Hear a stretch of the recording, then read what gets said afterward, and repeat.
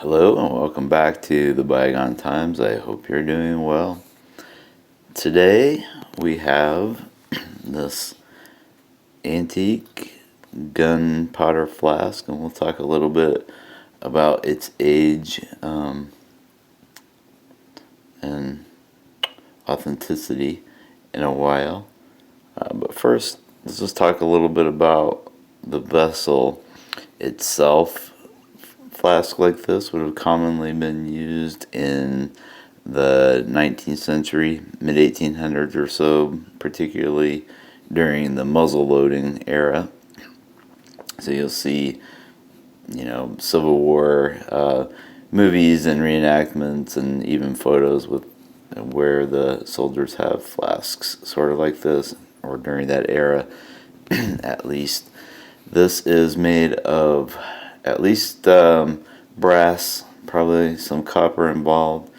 As an old trumpet player, I can tell you from the smell and my eyes' reactions to this metal that there's definitely brass involved, old brass. And you can see the patina, or the aging and dirt and grime collected from the atmosphere, is what you might expect from a flask or a metal piece with some age to it. Up top, there's a spout mechanism with a lever valve. So there's a little pad there. It's a little shinier, probably from where people have opened the lever, and there's a screw there as a stop. And so when you open the lever and then pour this like that, you could dispense the black powder as you needed.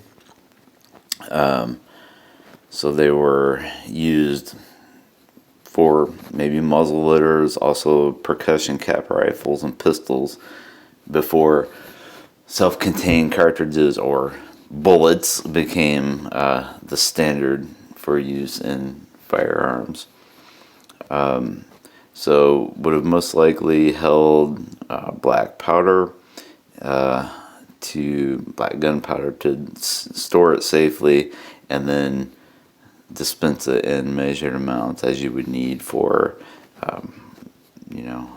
a barrel or a powder measure. The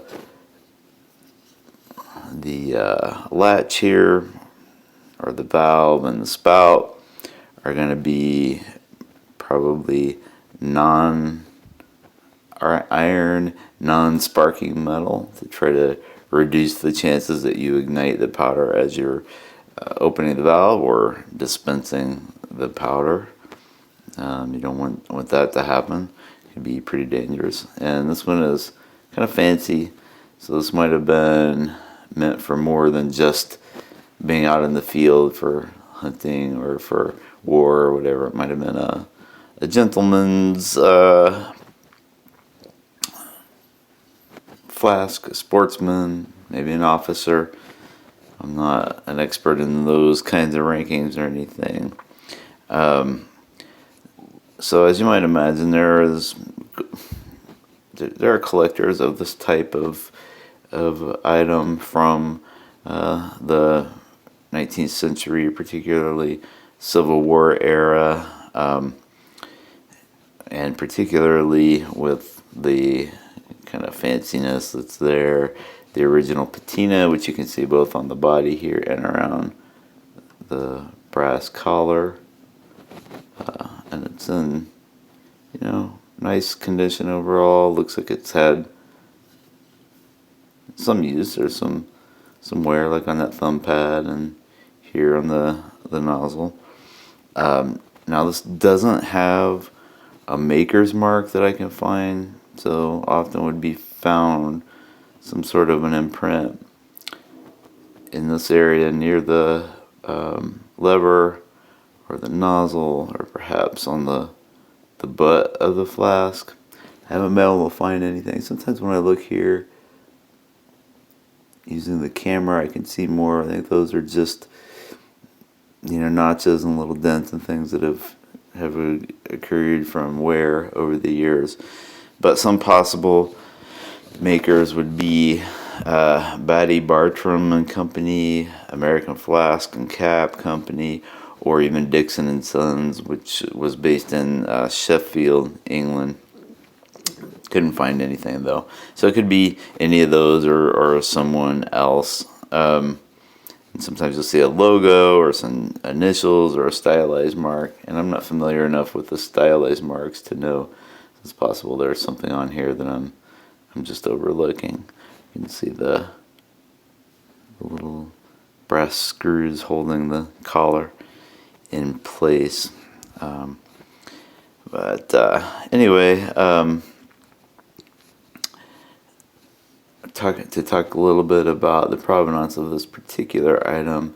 I know where it came from as far back as firsthand, as far back as the early 80s, and the person who had it then had owned it since the 60s. Now there was a kind of a proliferation of reproduction flasks in the 70s, I think around the bicentennial, as people were doing reenactments and kind of having the whole patriotic move and looking back at the different conflicts that we've had on American soil, the Revolution, the Civil War, War of 1812, these different things. But I think I'm pretty confident that this predates that movement, and it does appear to have the hallmarks of being an older piece. So it's likely from the 19th century. The newer pieces usually will have a more uniform finish, and even kind of fake looking patina. And anyway, we'll call it for now vintage. And if it is vintage and in good shape, then something like this might sell for somewhere around $100, maybe up to $150. If you have lesser condition versions of this, beat up, maybe some pieces missing, the seams busted, the mechanism not working, so forth, and you might find it for under $50, and then you get a range in between of $50 to $100 for kind of nice vintage pieces that aren't perfect or not really solid. But anyway, there you have a vintage antique black gunpowder metal flask. Thanks a lot.